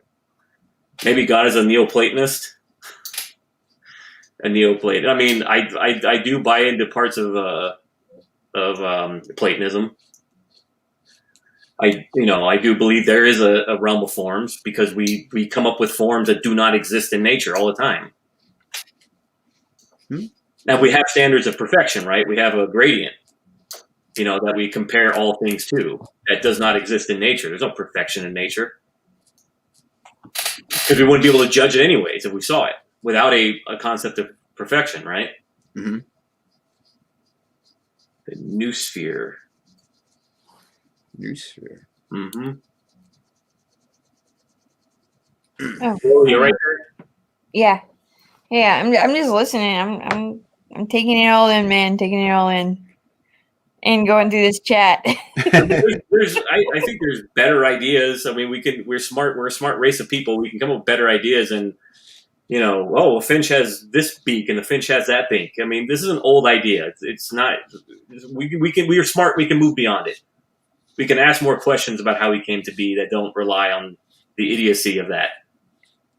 And like I said, I understand if you want to use it as a means of variation, fine. We know that. That's great. I think it's a better term for it. Yeah, variation, that makes sense. But yeah, that makes sense. Variation, that's something different. Yeah. You can have different types of dogs, big, small, long-haired, still a dog. They can still mate with one another. Well, yeah, look at But doesn't genetics play into that? Right, but what I mean is that they're still the same creature. They haven't become a new creature. Right.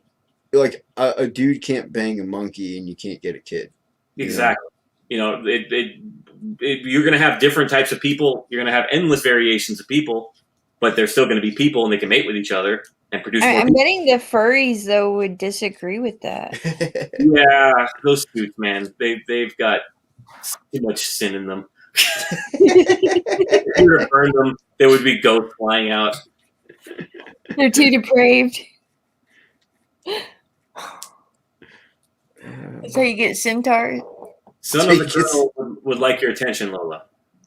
Do what? The son of the Colonel would like your attention, apparently. Also, hey, look, I can't remember if you remember who I am. I don't really use my other alt anymore. This one is a shtick. I guess the other one was too, though. I think I know who this is. Morgoth, maybe? More? This is son of the Colonel. Yeah, son of the Colonel. I think it's Morgoth. Like, me and him have a similar music taste. There you go. It's Morg. Yeah. Good old Morgoth. Mm. See what happens? See, I come on here for 5 minutes and we end up blabbing about evolution. Yeah, but that's fine. I don't mind. I don't mind. But Even- we're almost like an hour and a half in, and like I find this very interesting But this and is very the other thing. enticing. Yeah. And yeah, I'm not gonna make that 1,000 subs, and I'm good with it. You'll make it. You know, if you want to back Black Flag, there's a lot of my shtick in there. So You'll make that 1,000. I mean, I'm all about discussion and conversation, and even playing like devil's advocate, giving opposing sides. Because you know what? It's not a yelling argument. It's a discussion. It's a, and also, the person in front of you is not your enemy most of the time. Right. They're only your enemy if you make them your enemy. Yeah. Well, I'm guessing Skip Edwards is a friend of y'all's. So I like Skip. I don't know. Him and I did the AR-15 orangutan crawl. He started it. He's the one that. That was a pretty cool shtick. Yeah, that was fun. I sold mine actually. So. He's off to play Fortnite. Yeah, he was earlier. He left a while ago, and then he left a while ago. Then he came back, and he was crying. I'll give you a good example. Going back to the Frankenstein discussion, though, I'll give you a really good example of kind of how the monster in modern times. I found this recently, and I thought this was weird when I saw it. Like, after the eros and free love of the '60s, right? We got the '70s, which was the kind of the revenge of the '60s, right? You got sexually transmitted disease, you got proliferation of pornography, you essentially got where everyone got hurt from the fun of the '60s, right? And you got serial killers, you got violence. It was just like all of that excess came to pay the piper in the '70s. And you had Deep Throat, which was the first like porno movie shown in theaters of a woman basically being abused, and everyone laughing that it's like this wonderful thing, and it's breaking taboos. And then what do you get? You get Alien, right? Yeah. Alien to me is like, oral sex ain't fun anymore. You make monsters with them, and you get shit that pops out of your chest and kills you. Yep. Right. That to me, when I saw Alien like recently with new eyes, I'm like, holy shit, this is the end of the '70s. So it came out in 1978 or 9, and it was essentially like, this is the result. This is the sequel to Deep Throat, basically. This is the result. Yeah, this is what happens when you get hurt from all the fun, right? This is the culmination. Mm-hmm. Yeah. And I think What About is calling you Keanu Reeves. Oh, thank you. What about it? I don't know if that's a compliment, but thank you. He is Saint Keanu, so I'll take that, right?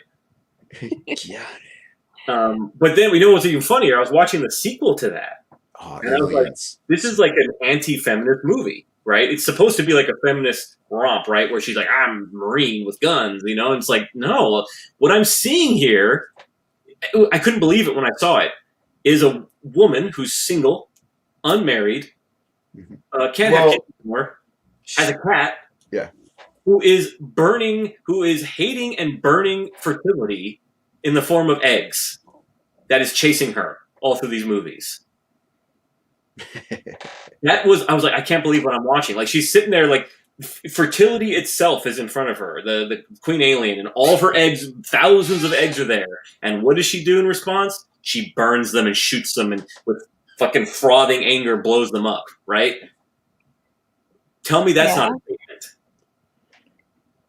Well, Giger's design too. I mean, we already know that Giger's design was very sexual. Yeah, he was babyphobic, very babyphobic. He was freaked out that his girlfriend was going to have a baby. The guy was sick in the head, man. He was like waking up with nightmares that he was going to have a baby, and his girlfriend. I think he like even drove his girlfriend so crazy about it she committed suicide. Phallic. The word I was looking for was phallic. His Yeah. design is very phallic. Oh yeah. And even in Alien 3, it's funny, Lola, because they don't know they're doing it. That's the funny part. They think they're making an action movie that's empowering women, and they end up making an anti-feminist track by accident. And in the third one, what does she do? She's made herself so mannish and destroyed so many babies that she kills herself at the end. Mm-hmm. Yeah. She's become nothing because all of her femininity has become nothing. Spoiler alert. What? What'd you say? She said spoiler alert. Spoiler alert. If you haven't seen it, go get a Blockbuster card.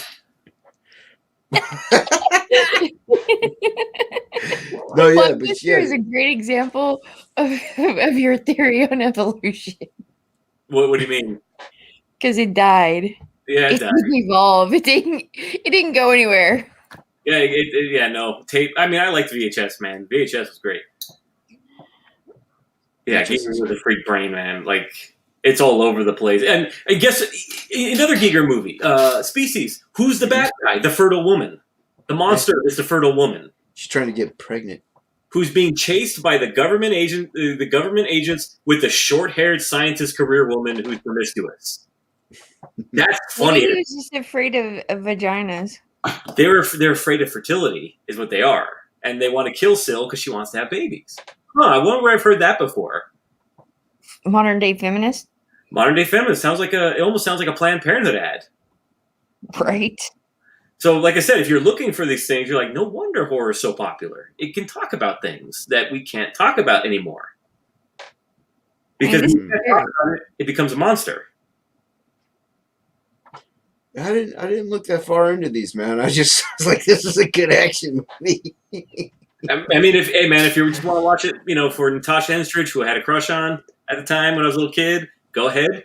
But if you want to, whip something out at somebody, that's there. Yeah. No, yeah, I love Aliens and Alien 3, Alien. That's my favorite trilogy of all time. I'm a big Aliens fan. I don't think Aliens age very well, personally. You didn't think the sequel aged well? No, I don't think. I've watched it recently. I'm like, man, this didn't age well. I think the first one is hands down the best one. Oh. Mainly because of the timelessness of its art direction, right? Because nothing could match the art direction of the first one. I'll give you that. And it doesn't look dated, right? Like the second one, why? It's because they went with that Vietnam allegory, and I think that dated it. Yeah. I don't know. I just like the aliens themselves. I like the design, and I like all the Gigerous art in it. I like the way he made them move. That's so cool. He pared down the design and decided to shoot them in silhouette, and then gave them a more creepier movement because you couldn't see it. Right. So they could make the costume simpler but more nimble. Mm-hmm. So when you light them in a certain way and they're dark, but they're moving in a very creepy way. Right. Unlike the kind of like walking statue of the first film, which was like almost like a walking sculpture of Giger's, Right. It looked beautiful, but it wasn't very wieldy, Right. Yeah. Do either of y'all ever miss like the prosthetics in movies? Yes. Over the CGIs? I don't like CGI because it's not in space. It still looks fake. Yeah. To me, it's overdone. Like it's oversaturated. The last good example of the mix of the two was Jurassic Park. That was like the pinnacle of like a good mixture of CG and practical effects because they used more practical effects than CG. Well, also, Jason, nothing beats a thing existing in space and being lit in space. Correct. Right? So, like you see 2001 A Space Odyssey, looks beautiful because those models are actually there. Yeah. That's why the original Star Wars trilogy is so good. Yeah, it looks hands down better than any CGI I've seen. Yeah, yeah. And And that's again, it's because it's a thing that's there in space. You can't beat that with some nerd going, I think it goes like this. Plus, you have to remember something also, Jason. Now, all these different aspects of CG are specialized. It goes through like 15 different guys who are specialists, right? yeah, exactly. Like a group of guys in a shop who are directors of photography themselves, actually lighting the thing. You know, Yeah, so yeah, these guys are pros, man. It's a lost art, I think, at this point. I think once like the Phil Tippett's die out, it's pretty much a lost art. yeah. I mean, unless you get them to actually teach a bunch of people interested, but nobody wants to be taught it because they want the easier CG way. Mm-hmm. The CGI way, I should say. Go about doing things because it's a lot easier to just program something, model it. There you go, you have it. You're good.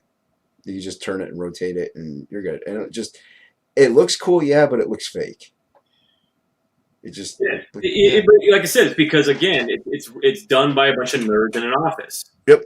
And they're like, I think it's lit this way, and that's why most CG looks bad because they don't know how to light it. Yeah. Like I said, and also, and this is something we're talking about. We're talking about the shift from digital from analog to digital, and that is fractal, right? So like the shift from film to digital, right? Whether it be a red camera or a Panavision Epic, whatever it is. Mm. Now it became standardized what a film looks like. They all look the same now. On film, it's an organic process that you can't really see and predict. So it actually the skill of the DP really came in handy to put a specific visual stamp on a movie, right? So you can see a movie shot by Conrad Hall, you can see a movie shot by Bob Richardson, or Janusz Kaminski, but you go into the digital world, they all start looking the same because you tweak the fuck out. Yeah. And you can look at a monitor on a set and you'll see exactly how it's lit. There's no special accident, Yeah. Like I'll give you an example. The bleach bypass process, right? I'm not sure if you're aware of that. It's when you skip the bleach bath, when you run the film through all the baths, you skip the bleach and you leave the silver highlight inside the negative. Mm-hmm. What happens is it gains like 2 stops of light, but what happens is the blacks get really inky, right? And it gets very contrasty. So you get that look that you get in Saving Private Ryan, where it's like really blown out but really inky in the blacks. You know what I'm talking about? Yeah. That's how you kind of get that look. And like Seven did it when they first made that movie. They bleach bypassed it. Matrix, the first Matrix was bleach bypassed to get that inky black, but to get that kind of blown out highlights and then putting that kind of green tint on it. Mm-hmm. They redid all the negatives, but the point was that it's an unpredictable process. So you get accidents that are really kind of cool looking, and it looks organic. Now you can imitate bleach bypass in the DI, but it looks like a DI. It looks like you went in and colored it.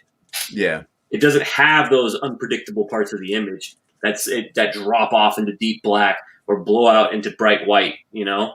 Right. And yeah. Also, people are afraid to do that to the negative. You have to do it to the negative. You know what I mean? And producers are very scared to do that to the negative. Well, it's understandable. Yeah, I guess. Well, kind of understandable. You got to take risks. Mm-hmm. But no, I was just going to say, I mean, it does translate also into what we do in comics. I've had plenty of happy accidents in drawings and illustrations and stuff that I could never get if I was digital because I'm working so precise. Right. Yeah. And that's another thing, man. Like, I was going to point out the traditional versus like the digital in art with the comics. Like I prefer traditional art to the digital sometimes, but sometimes the digital looks better than the traditional. So I think the only thing I lament about that is that there's no more originals being produced, right? Mm-hmm. So like I'm still like Dan is doing kind of a half and half where he's doing it digital but printing it out so that Shelby can ink it and thus produce an original. But a guy like Rob Willis who will never do digital and he's like, fuck that, I'm never doing a digital. And then Dan Plagle, same thing. At least there's a way to get an original, right? To get an artifact. I don't buy in this NFT bullshit. F that. I don't even know what that. That's way too complicated for me to even wrap my head around. It's just another form of crypto. Yeah, pretty much, and that's why I'm not into it either. I do digital one-off prints, but once again, it's still a print. But no, I'm kind of doing what Dan's doing in a way too. A mix of it. I think that's kind of a best way to go in some scenarios. Where you print it out and then you do your inks on. I mean, I think you told me you have to do it that way because you can't see it. Yeah. That's pretty much what it boils down to. I don't do like every single line digitally. I do just mainly like the main beef of it, and then like which is about 20%, maybe 25 of the artwork. It's really not a lot, and then the main time consuming part of it, the nuts and bolts, is the traditional work. So that's where it eats up a lot more time, but it's a lot more fun.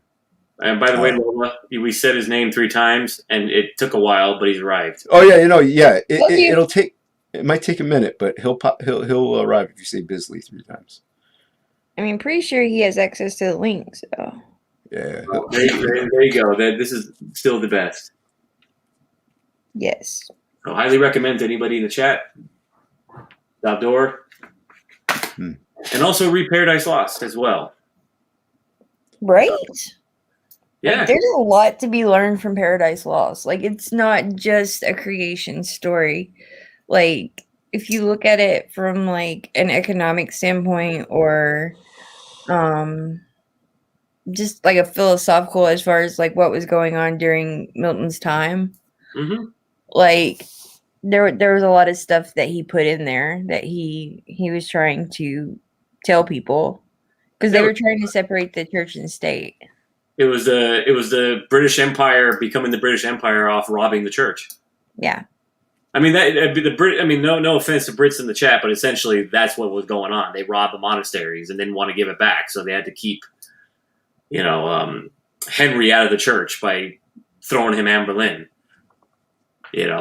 Anne Boleyn. So keep him away, so we don't have to give back the money we stole to the from the monasteries.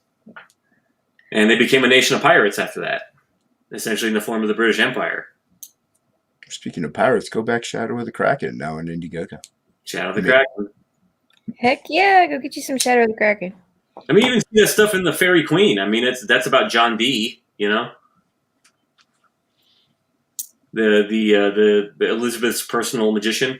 Yeah. Alchemist. He's Caliban in I think in the Shakespeare. What's it called? The Tempest. Like I said, well, you seem to know a lot of information. Y'all read more stuff than I did. I just had a lot of time in school to read. I was a dual major, with English being one of them, so. I've read some stuff, but you don't seem like you're a grammar Nazi, Lola. I'm not. Like, I can't stand people that do that. I'm from the South, so like we butcher all languages. Y'all. I say y'all. Yeah. Y'all. Y'all. It's easier. Y'all and folk and let's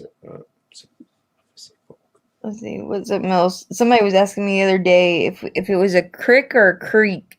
Yeah, they were talking. Oh, it was Billy Basco was talking about Indiana or whatever, because you said. And by the way, Wolverine, you're correct. It was Rob Bottin, who's a fucking genius. He was the guy who did at like 19 did the Howling, did all those effects in the Howling, because Rick Baker had to go do American Werewolf in London. The Howling was a damn good movie. Yeah, he assigned Rob Bottin, his understudy or protege, to the Howling, and he did all those like bladder effects on the Howling with all the changing. And then he got the job on the Thing and killed that. And then he also designed Darkness and Legend. All the monsters in Legend. Oh, yes. Darkness. Yeah. Yeah, he was like 25 when he did that movie. That guy was a fucking genius. I love that movie. So before you became have you always been a writer? I mean, I've always enjoyed writing just for fun. When I was a kid, I just liked putting words on paper. So like before you got into this comics game, what were you doing? I was working as a telecommunications engineer. Because like from what you talked about with us tonight, I would have assumed that you were like in the movie business or something. I did. I mean, I wanted to. I tried to work in the movie business. I worked at Paramount. I worked for Robert Evans for a while. I did my rounds in Hollywood. Didn't really get anywhere. And then I went back to doing labor jobs, and I got a job at Google as a contractor, managing all their conference rooms. So, I mean, that was my last gig before I left LA. And then up here, I, got lucky enough where I was able to kind of find gigs to make money at home. So, I mostly made my money here speculating on limited edition statues. Like I paid for my university education selling Marvel like sideshow statues. That's interesting. Yeah, man, I made like $50,000 one year off of that. Holy Jesus! Just like buying and selling statues at like I would sit on them for like a year or two. Like I just knew which ones to get that were going to be expensive. And then, man, that was before eBay changed it up where they now like track you and tax you. Yeah. But back then, man, I made a fuck ton of money. That paid for essentially my university. That would have been nice. Did it also pay for the library behind you? Most of it, yeah. Big chunk of it. So, because there's not a lot of work around here, so I had to figure out some way, Now we're doing this thing with Dan, and then, that's been lucrative, so. And don't forget pimping out all the meth goblins. Pimping out the meth goblins, indeed. But yeah, man, I was doing mostly everything other than this my whole life, so mostly labor jobs, things like that.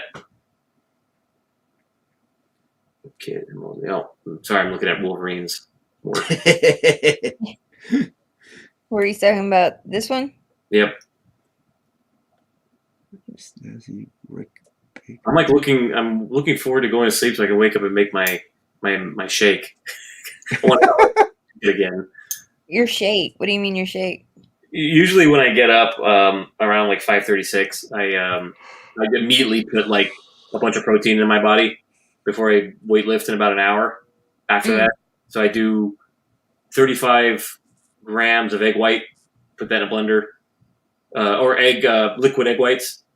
And then I put 4 tablespoons of almond butter, about a cup of almond milk, and then I put some ice in there, blend it up, drink, and just down that. And it gives you like that shot of like easily digestible protein that just goes right into you. So like when you get up to go weightlifting, you're not like fucking tired, Because you're doing it in the morning, right? You're not doing it in the afternoon after you've maybe had a meal before you go, Right. Mm-hmm. And then I do the pre-workout, so I'm kind of hopped up like a junkie. Then I wait about an hour, and then I go in and I do the lifting, and then that's usually when I'm on here with Plagle afterwards, having my breakfast. That's why I'm all worked up, because I'm like really high. That workout high, adrenaline going. Pre-workout, man, that shit gets you like. So. I don't have time to do pre-workout. No, actually, my work is kind of a pre-workout in itself. You ain't got time to bleed. Pretty much. No, I mean, my work, it's kind of like a cardio in a way, and it's some lifting. So it's kind of a pre-workout for 8 hours. What do we got here? How many people are actually in the chat? I never look and see. I think there was like 7 or 8 or 6. Yeah, 8. Lola after 5. dark. 5. Yeah. So that's fun. Yeah. Well, it's usually sometimes we talk about Lola likes to talk about the more risque stuff. Oh, I'm sorry. Did I spoil the? No, not at all, dude. I think she's welcoming this this topic in conversation. Lola, did I prude it up? No, not at all. Like I just however the conversation goes is how I want it to go. I want it to be organic. I want it to be fun, and like for me, this is fun. Like this is fun, a good conversation. Well, if you want to ask me something risque, go right ahead. I'll answer it. I'll answer it as honestly as gentlemanly possible. Well, I don't know. She might have got a handful of risque last night, so this is welcomed. Well, I mean, I'm now like pretty much promised to wear a furry suit at 1,000 subs. So if that tells you where that conversation went. Well, you're at what? I can't. Well, I don't know what you're. 160. Yeah, close. Well, she's only been streaming for like 2 weeks, man. Yeah, there you go. So 2 weeks. Every 2 weeks, we should see something soon. Like, yeah, she's gained like 100 subscribers in a couple weeks. So Well, yeah. Like I just pretty much have like I'm meeting new people in the community because like I've been in CG for a long time. I mean, so I gotta ask Lola because I'm a very direct man. Like, how deliberate are all your thumbnails? what do you mean how deliberate? Well, I mean, obviously, you know where you are. You know, you're in CG. You're among. Oh, are you asking me if I'm a thought here or? Well, I'm just curious. Like, how much? How is that a deliberate sort of like? No, okay. So like, there's a reason that I use, and I'm the talking ass, right? Okay.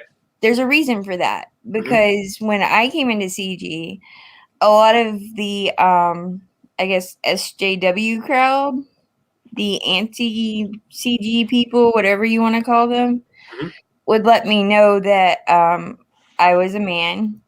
You know, I'm a 42-year-old man, blah blah blah, hiding behind what my avatar or whatever, or hiding behind my account, and I would let them know, no, I'm really a female. You know, I'm a mother of 2 children, and I'm a wife. And they didn't believe me. And at one point, I actually posted a picture of my cleavage to say, "Hey, fuck you, I am a female." And yeah, I got tired of hearing about toxic masculinity. I got tired of hearing about my internal misogyny. I got tired of hearing about just all the woke bullshit, and how bad, white men, straight men were. So, like, it was just kind of like, fuck it, I So appreciate essentially, it's the a female statement. form. Huh? So essentially, it's like a statement of saying, fine, if you want it, here it is in its exaggerated form, or I don't know, maybe it's not exaggerated. I don't know, maybe it's a facsimile, but that's I so. mean, I just got to the point that I was like, I also, as a female, I don't want to see Faith, right? You know who Faith is, right? The superhero that's obese. Okay, that one. Is that the one that's I'm not Starfire or whatever? No, this one's supposed to be like a super girl that's really fat. Okay, I understand. I get it because It's like a Marvel character, I believe. But so like I want to see pretty women too. I don't want to see women that look like men. right. I want to see women with curves. I want to see women that look beautiful. And it's not because like I've got some kind of internal misogyny bullshit. It's because that's what I enjoy looking at. I enjoy looking at men that look like Batman, right? And I enjoy looking at women that look like, Storm, or, pick Rogue, any female character you want. I don't care. Red Rogue is Sonja, my favorite. you know? I was always a fan of Savage Land Rogue. So, like, Who doesn't like Savage Land Rogue? You ain't wrong. And seeing where they're taking things now, it's kind of like my rebellion against it. It's like, fuck you. We as women, we have curves, we're beautiful, and we don't need y'all to sit there and get mad when beautiful women look beautiful. Couldn't have said it better myself if I was a woman. So it's just my rebellion against feminism, because I'm very anti-feminist. Around that ass, you're basically saying, here it is, it's a feminine ass. Yeah. Oh, got it. Perfect. So yeah, that's the whole point of it. It's not to be like, oh, look at me, whatever. It was to be like, fuck you. I'm never gonna accept your feminist agenda. Well, by having children, you've already not. Or in being married, Probably.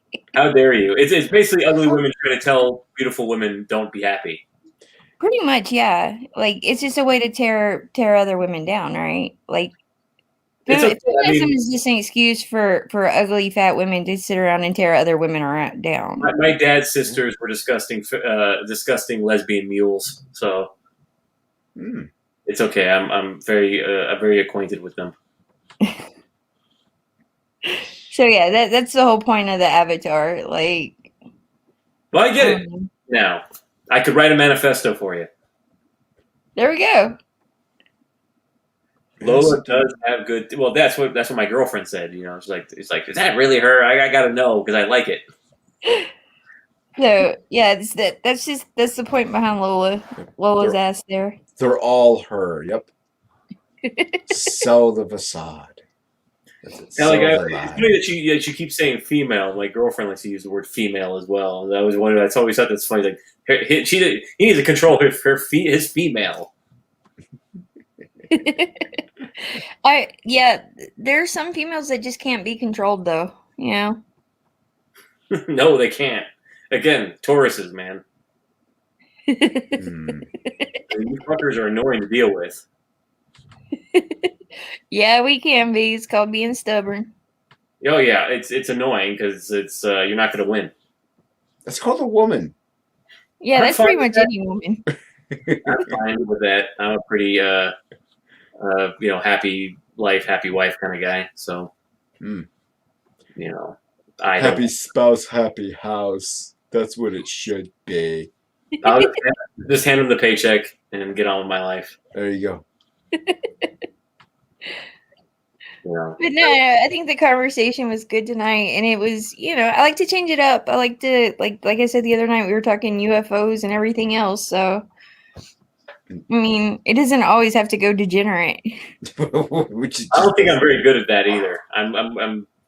I'm good at staying above board in conversation. I demonstrate my degeneracy in private. Mm. On that note, we're gonna end this stream.